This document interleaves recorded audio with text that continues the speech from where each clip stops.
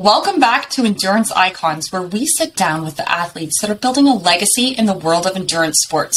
We are your hosts, Jessica and Mark Cullen, and today our guest is Winter Vinecki.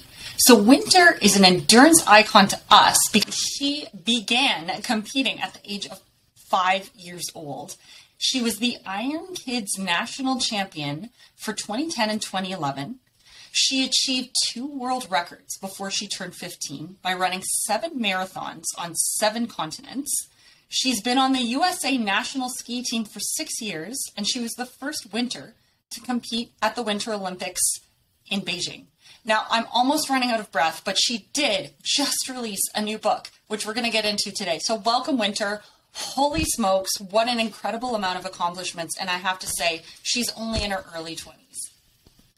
Thanks so much. I'm excited to be here. Yes, we're thrilled to have you on the show. So I want to start right at the very beginning. You started your athletic journey when you were only 5 years old. I would love to unpack that a little bit. You ran your first 5K when you were only 5 years old. Do you even remember this? The one thing I remember about this race is it was freezing cold. So this was in northern Michigan, and I think it was either just late fall or something like that. So it was like very cold, like not quite snow on the ground, but I remember running the last little bit of the race, and my uncle actually ran back on the course after he finished to give me his hat. And then when I crossed the finish line, my dad had a blanket right there at the finish line ready to wrap me in like a human burrito. And that's mainly what I remember from that race. And what was it about this race that kind of made you interested in doing it? So my mom and my uncle were doing some running races and triathlons at the time. That's how I got involved in it, because I saw them doing it. And my brothers and dad and I would pile into our RV and go watch them compete at all these different races. And so at one point I was just like, well, I want to try it. Like, my mom's doing it. It looks fun. Like, she always had this like excitement and glow after races and after running. So I think that just kind of piqued my interest, and anyone can do it. You know, I was always used to running around in my backyard. We had 200 acres in northern Michigan. And so I was like, well, how hard can it be? I'm already running around the woods. You do this just on a flat road. Well, and it sounds like family is such an important part of what you have done, and it got you into the sport. And I know that your father passed away when you were 9 years old, and you set up Team Winter.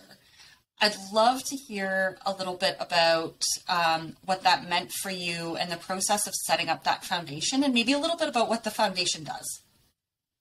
So I originally had the idea of doing some sort of team or doing something to raise awareness for something. So my mom always instilled in us, and even my dad, you know, helping others and helping out in our community when we could.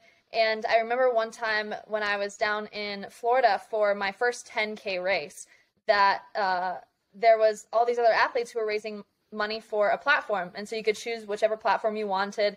And so at the time I did it for childhood obesity. And I raised $1,100 at this event and was actually going to form Team Winter for childhood obesity. And then my dad was diagnosed with a rare and aggressive form of prostate cancer on his 40th birthday. So I kind of switched the focus and formed Team Winter. A lot of how I actually went and formed Team Winter, I don't know, because my mom did all that stuff when I was 9 years old. But we formed the 501c3, and then over the years, it kind of began snowballing, and we began raising awareness for the blue ribbon, which is the color of prostate cancer, and also raising funds. So to this day, I've raised over $500,000 for the cause, and have had Team Winter athletes around the world racing for prostate cancer awareness. And so that's been the main focus this whole time of Team Winter's raising money, but also especially raising awareness, because the men didn't want to talk about it. So a 9-year-old girl was going to talk about it for them. I love that, Winter. And just, I don't want to move off your foundation too quickly. Just asking, you know, for people who are listening and would love to support your foundation, what are some ways that they could get involved and provide some support? Because $500,000 is tremendous, but knowing you like I do in terms of being super competitive, I know that you probably don't want to stop there. So how can we help you? The biggest thing is to go to teamwinter.org so they can check out there. They can also get there through my website, wintervinecki.com. And like I said, just spreading awareness for the blue ribbon and encouraging other people to check it out, because some people still aren't aware of how prevalent prostate cancer is. And I mean, it's just as common as breast cancer is, but a lot of people don't get checked early enough. And like my dad only lived 10 months from the time he was diagnosed on his 40th birthday and didn't even make it to his 41st. And that was a very rare and aggressive form, but it can happen. It's not just an old man's disease. So you had started out with running, but from this you kind of moved on to triathlon after this and became kind of Iron Kids national champion for a couple of years in a row. This is all while you were balancing elementary school as well. What did kind of your training look like in this time, and how did you end up in triathlon as well? So I actually started the triathlons right around the same time as the running. So I really love the running side of things, but then again, my mom and uncle were doing these triathlons, and so I decided to try one at one race. There was a kids race with it, and so I showed up at the start line actually with my water wings on because I'd never done an open water swim before, and I saw no other kid had their water wings on, so I immediately ripped mine off, threw them back at my mom. I was like, I'm not wearing these. Can't be that kid, right? Did the swim, which was more of a run through the water at 5-6 years old, but had a ton of fun, and so continued to do longer and longer races because there weren't many kids races in northern Michigan or anywhere in Michigan, even in the Midwest. And so I ended up doing a lot of adult sprint triathlons and then eventually the Olympic distance. I loved racing against the adults, and I thought it was fun to run past them and be competitive even at such a young age. And so doing kind of the both was just kind of came naturally. That's awesome. So running and then triathlon, and then next you stepped into the Fly Freestyle Elite Development Team. So where did you make this switch from triathlon into skiing, or were you doing that when you were younger as well? Where did this all kind of piece together? So I spent my summers doing triathlons and running races, and I would spend my winters ski racing. So I grew up ski racing at Boyne Mountain. My grandpa was a ski instructor. And he, ski instructed for his entire life. And I really got into it through him, and found a passion for skiing.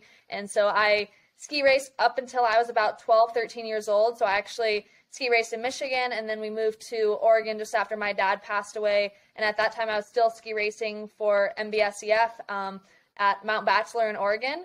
And the aerial skiing didn't come into the picture until 2012. So I was actually at an event for the Women's Sports Foundation in October of 2011, and I was receiving the Annika Inspiration Award for my work with my foundation and my athletics. Amazing.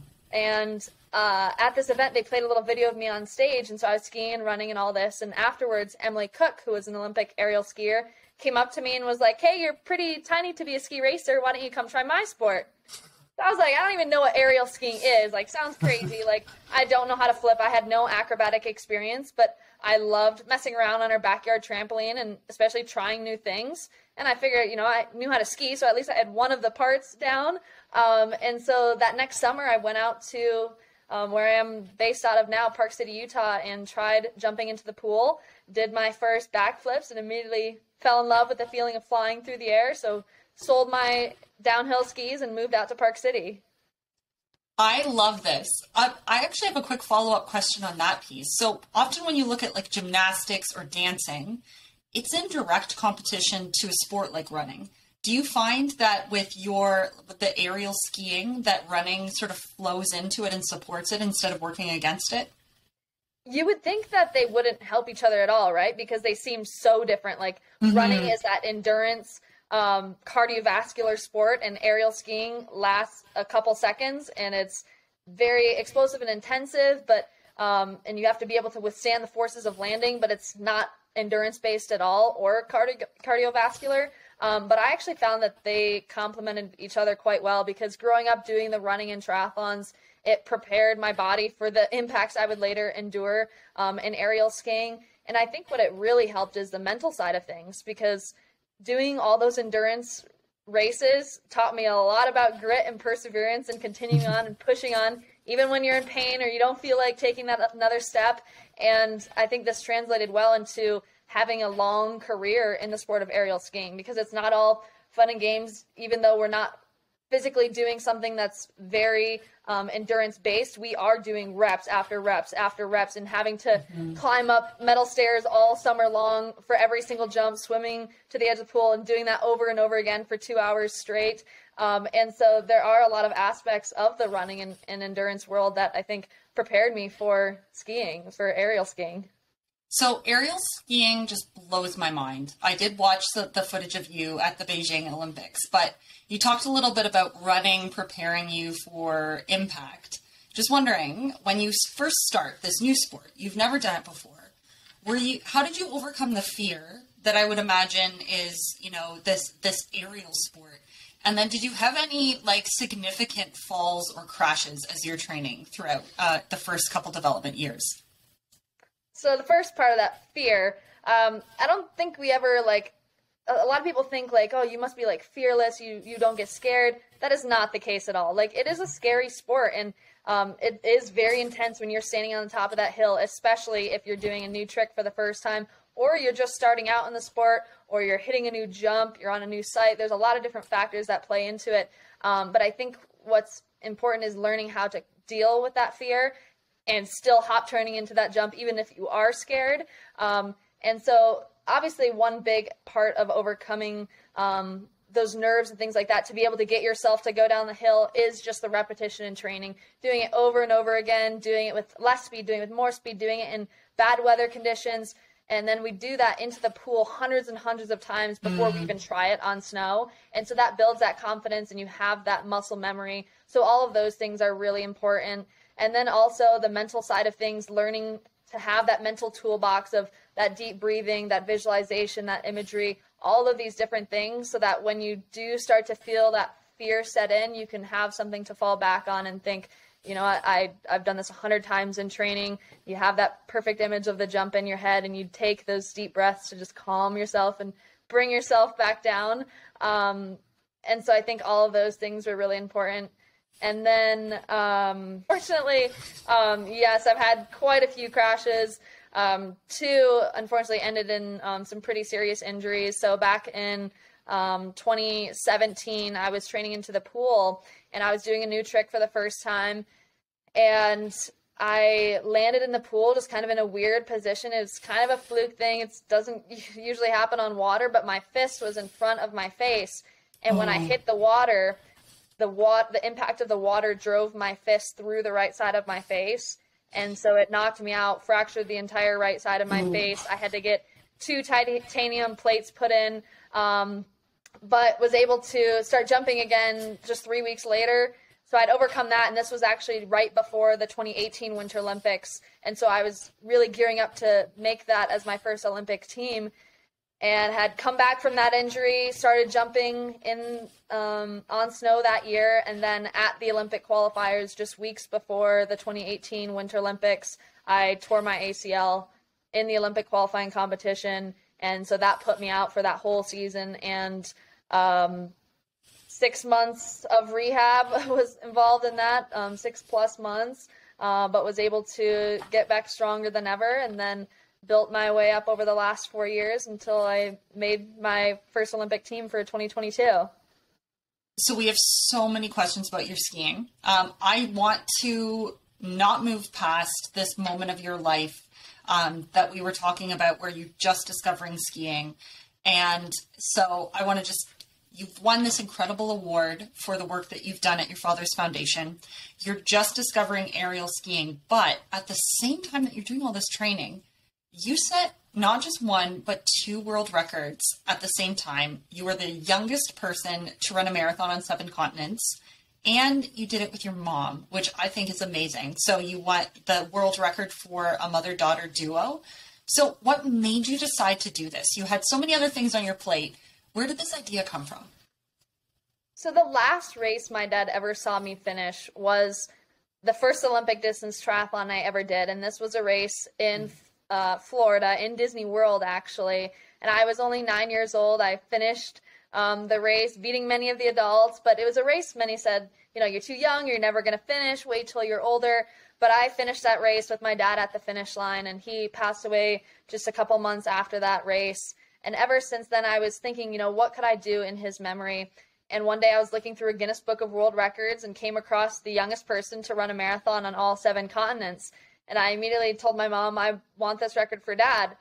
I didn't think we'd actually be able to do it, but secretly and behind the scenes, my mom started planning. And just a couple of years later, I did my first marathon, the Eugene Marathon. And then we traveled to all 7 continents together to accomplish this feat for prostate cancer awareness. Oh, this is amazing. I know the first time that I heard of you, it was our mutual friend Simon Donato, his show Boundless. One of your races was in Kenya. So you were in all these incredible places around the world. Do you have any highlights of this attempt that you can recall? Well, there's so many highlights. I mean, this is a good plug here for my book because there's too many to count. But, just meeting all the amazing people, I think, was one of the most incredible things, and getting the chance at such a young age to see how other people live. And like when we were in Kenya, I remember at one point, I think one of the most memorable things from any of the races was having these 2 little Maasai boys run up beside me during the race and kind of run up this really steep hill that was at this one point. And they were just yelling, "Jumbo, Jumbo," which is hello in Swahili, with big smiles on their faces. No parents around, just these 2 little kids without shoes on. Like, you would think, not having much, that they would not be so excited and so happy, but they just had the biggest smiles on their faces. And to see how happy they were, just being there and saying hello was incredible. And I think just those 2 boys and all the other people I got to meet along the way really just made the whole marathon tour much more than just running the races. What a cool journey. I'm so excited to read this book and read more about it.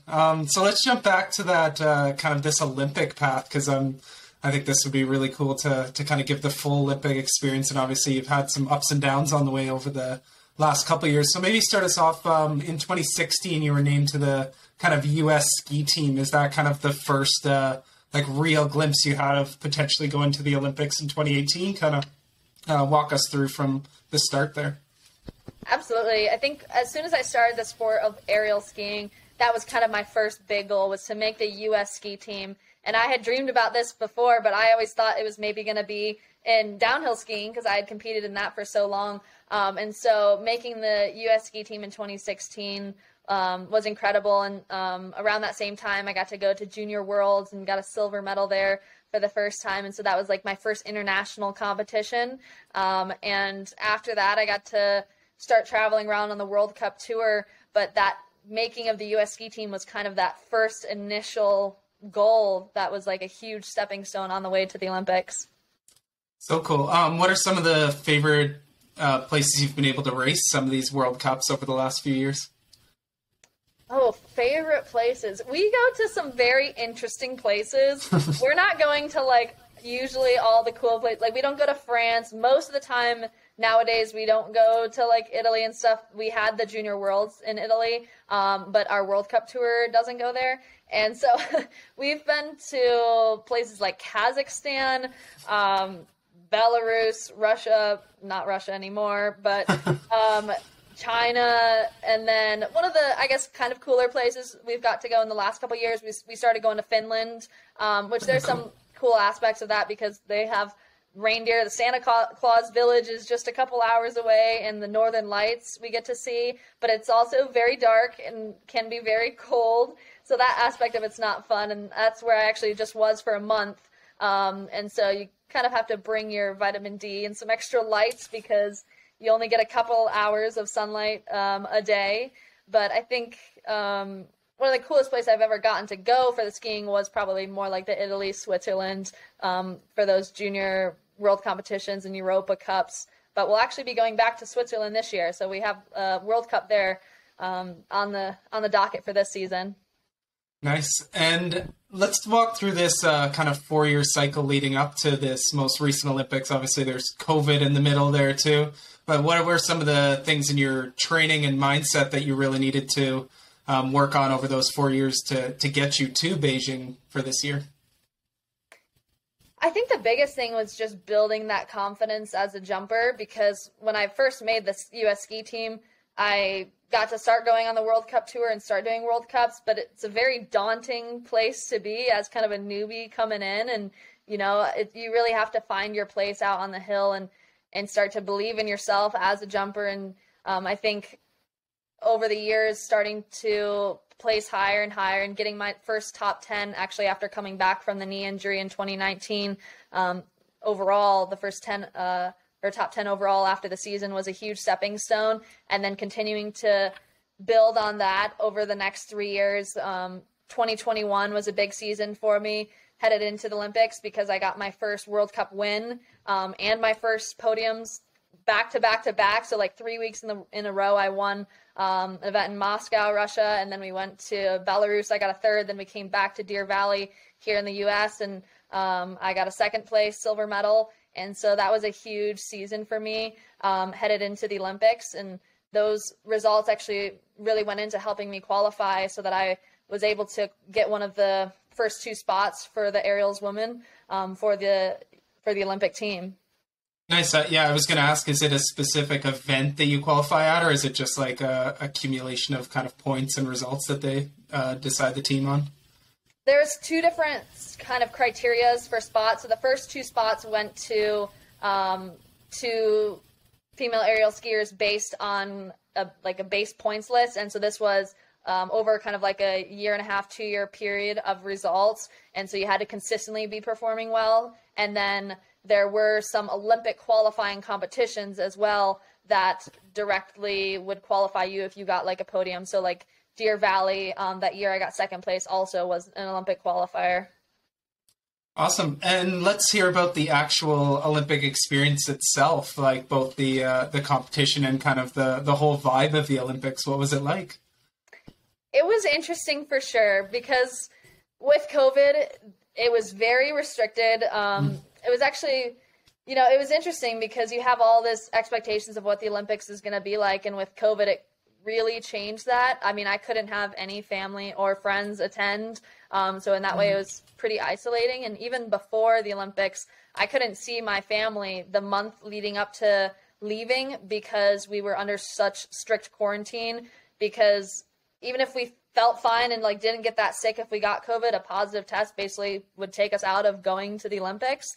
And so it was very stressful, and we were in separate quarantined housing with just like our teammates that were going to Olympics with us, where we would go to training and back, like literally that was it. So it was a very stressful time for sure. And getting to actually get to the Olympics and get on top of that hill was just a huge success in itself, especially after the last 2 years of COVID. But even, you know, having been taken out of the Olympics, or the chance of going to the Olympics in 2018, that like being able to actually just stand on top of that hill for that competition jump was pretty incredible. And at the end of the day, I didn't compete as well as I would have liked. I landed my jumps, but they were just a little bit off. And so I missed finals by just a couple points, which was heartbreaking. But kind of reflecting back now, I think it still was an incredible experience. And we did still get to go to opening and closing ceremonies, which was really cool, because we didn't know if we were going to do that, because the rest of the time we couldn't leave the Olympic Village. We had to stay in our bubble and basically only around our other teammates directly in aerial skiing. And so it was an interesting experience. It was isolating at times, but it was still really cool to be able to have this event that brought together the entire world in a time when everything seemed so apart and so separate, especially over 2020 and 2021. So it was incredible just to have everyone there competing, you know, to see who was the best in the world, and to show off all this hard training that we had put in despite all the circumstances. And so getting to look back and say, you know what, I was the first winter to ever compete in the Winter Olympics, and got that check mark. And now it's looking forward to another 4 years and getting, you know, back to there and getting on that podium. Awesome. So that is where kind of your focus lies now, is gunning for that 2026. Is that's in Milan, if I'm correct, somewhere in Italy? Yep. So that's the next goal. So I'm still loving the sport, and I always say, as long as I'm still loving it and having fun, and I think, you know, I'm just getting to the point where I'm getting good in the sport, and so I want to be able to even take it a step higher and do more tricks, do harder tricks, And so over the next 4 years, just really building up for that next Olympics. When I look at you, you mentioned some injuries in the past or some setbacks. You know, you're talking about that really compelling story of like punching yourself in the face from the water and that moment where you missed finals by just a few rounds. How do you come back from that? Injury is something that is very difficult for athletes. And when you have a goal like the Olympics, and missing it by just a few marks, I think that a sign of a true athlete is how quickly you can move on, and you've demonstrated how well you do that. Do you have any tricks on how you approach that and successful in sort of resetting your mind and moving forward? I think one thing that we all have to do is we do have to take a moment to feel all the feelings that you do have, and it is painful and it hurts and it sucks and it is infuriating at sometimes, and it's just heartbreaking at others. But I think taking a second to feel that is okay, but not dwelling on it too long. So give yourself the day, give yourself a couple days if you need to, but then figure out, okay, how do we move forward? What do I need to do? I think one important thing along this whole journey for me has been having an amazing support system in my mom and my brothers and my roommate here, Mariah, who I've been friends with for almost 10 years, and teammates with for a while. And having those people that you can confide in and talk to, and also just bring you back to kind of like normal life, I guess, in a way. So even if I have a bad competition or whatever, I could just go talk to my brothers and they don't care. They love me no matter what. And so having that support system was really important, but also just setting those goals. Coming back from injury seems very daunting and it's a long task, but it's the same thing with any other training. You have to figure out, okay, well, what do I need to do now? So if it was like rehab, I was going to put 100% into my rehab so that I could get back to doing the things I love. And that's the thing, is you have to love it, because otherwise all those sacrifices and having to put in the work through those setbacks and through those injuries is going to be very challenging. But if you love it, you're going to have that much more motivation to keep going, and having, some other hobbies too at the same time. Like, I think of myself as having a lot more than just aerial skiing. Like, I love aerial skiing. I want to be one of the best aerial skiers in the world and be known for that. But also I want to be known for other things. I want to be known as a kind person who helps and gives back to others, and raising awareness for prostate cancer, and sharing my story through my book with the world. And so other kids have somebody to look up to. And, I did school and went to the University of Utah and got my degree. So staying educated so that I can do things beyond aerial skiing when I do retire from the sport as well. And so having these other things in your life is also really important, so that you don't feel like everything's riding on this one thing. And what I find fascinating about your approach, Winter, that differentiates you, I think, especially from, I would say all athletes, but especially younger athletes, is you have such a strong why and such a strong purpose behind why you do what you do. And I'd love to know, what impact do you think that plays in, your passion for the sport and also your success in the sport? Well, I think it comes back to what we just talked about, in that ability to overcome the difficult times. So like, it's pretty easy when you're having fun and your training's going well to keep doing it because it's fun and you're enjoying it. But then when those hard times come and you're going through those injuries, or you're having those heartbreaking moments where, you're not doing as well in a competition, or you're having even just a really horrible week of training, that's when that why kind of comes in. You have to take a step back and think, okay, why am I doing this? Like, what am I really doing this for? Is it for myself? Is it to make my mom or dad proud? Is it to just have fun? Like, what is that why? And so I think over the course of my career, even in aerial skiing, it kind of fluctuates, but I think having that bigger reason really helps you get through those tough days. And you also touched on, all your incredible hobbies. And you mentioned that you recently graduated from the University of Utah, and I know you graduated magna cum laude, which is, remarkable. You had a major in business administration and a minor in nutrition. So clearly an incredible passion and such incredible foresight to give yourself that future proof in terms of a career. But just how do you balance everything? You just came back from a month of training in Finland. I'm sure you have a whole list of hobbies that you didn't even mention. You have close relationships with your family. How do you perform to the level of excellence that you seem to perform to in all areas of your life? I think one thing for me that helps is having a routine. I'm a very detail-oriented person. I like to have that routine and some of those things that, I do every single day. And so getting into that routine helps to be consistent. And so for me, like if I go and have a week off, like I love the week off too, but then it like gets harder to keep up on all these other things, right? Like you get on vacation, you start to relax, and then you think of like, for example, like school, you think of, I have this assignment to do. Like now it's like seems overwhelming, but for the rest of the time of year, you just get in the routine, you start doing it, and it's easy. And that's the same thing with, I think most things is just that consistency and doing it day in and day out. So with training, I get into that routine and I'm enjoying it, and I come home and, work on the school, or now that school's done, work on my book or all these other things.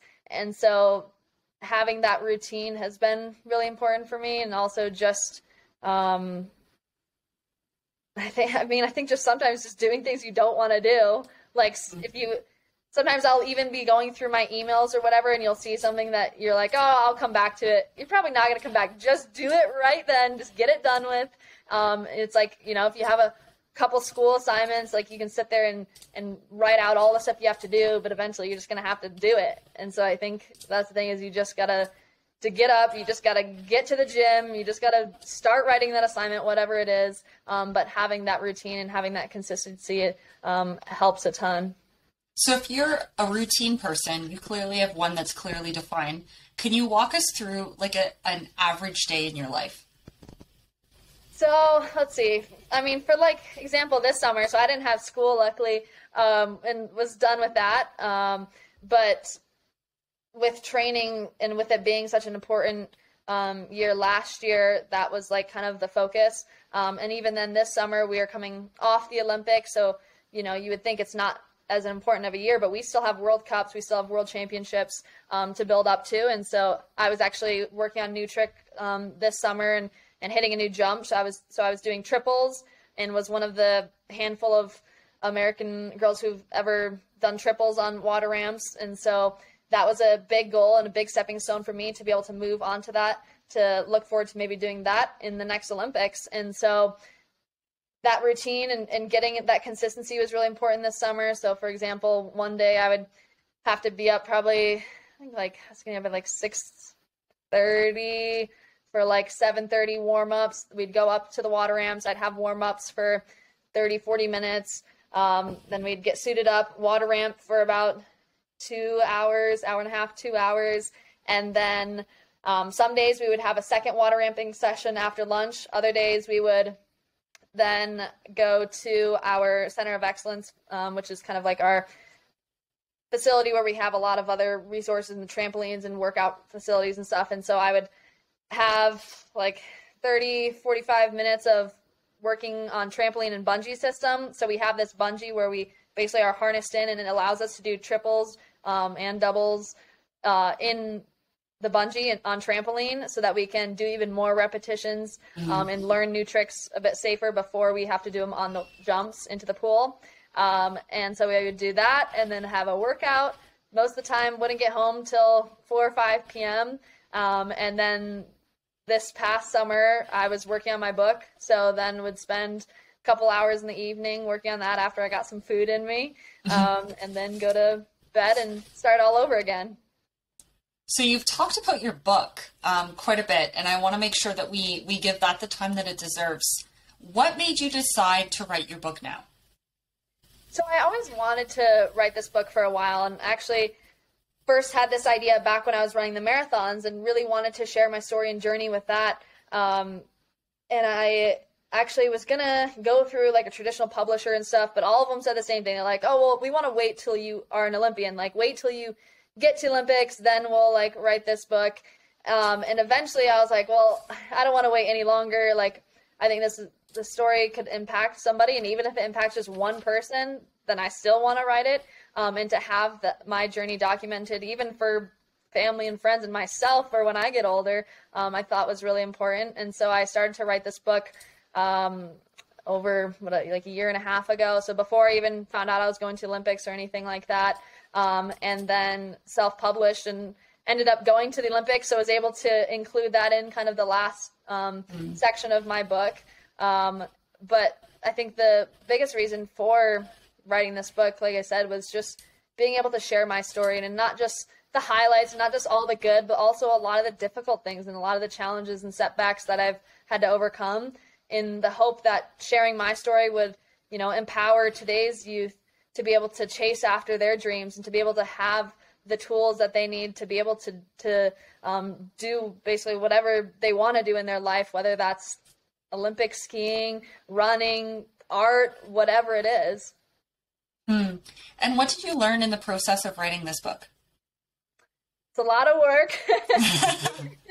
Even like writing the book is one thing too, but there's like so much more that even goes into the writing the book, like designing everything from like what you want your page breaks to be, to like the cover, to the font, to like font size, to book size. Like there is so much going into it. And then since I did self-publish it, now like distribution and figuring out how to get it on Amazon, and like I actually just recorded the Audible, so did the whole voice for the whole book. Wow. for Audible, and so we'll be debuting that kind of shortly here. And so there's just so much that goes into it. I think it really just gave me an appreciation for every book I've ever read. But like anything, it's been a journey, and a lot of hard work went into.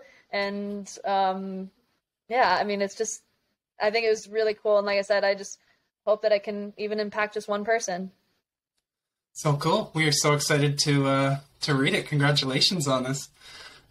Changing gears a little bit. So we talked a little bit about university and you writing a book. So obviously deep in the writing side of things, but changing gears a bit, we definitely have a performance kind of based audience here. What are some of the key tools that you use to kind of make sure that you are performing at your best athletically? I think recovery has been really important throughout all my different sports, whether it was the running and triathlons or the aerial skiing, because you can only train as hard as your body will let you, and being able to continue to train hard day after day is really important, but you need to be able to have that recovery side of things in order to do that. And so I've kind of done some more unconventional, some more conventional stuff to be able to help with that. So like nutrition has been really important for me. And so, focusing on making sure I'm eating enough, hydrating, but also getting lots of fruits and vegetables. So I've actually, been working with this company called Juice Plus for years and years, and they have all plant-based nutrition and fruits and vegetables in a capsule. And so making sure I'm getting all the phytonutrients that I need every single day has been really important. And then also some more of the like unconventional stuff, like I've done cryotherapy, which I think really helped me after like my knee and facial fractures. I have a hyperbaric chamber in my house now that I use. And also just your basic, more like stretching and foam rolling, things like that. Even I feel like I'm about 24 now. I turned 24 in 4 days here. And even in the last like year or two, I feel like I have to stretch before bed. Otherwise I start to feel like a little bit tight in the morning. And so just learning how your body is adapting and keeping up on and making any adjustments you do need is really important. And then from the mental side of things, just making sure that, you have the like kind of like that why of why you're doing it, to be able to make sure that you have these other things and you're still staying mentally present to be able to withstand the long hours of training is really important.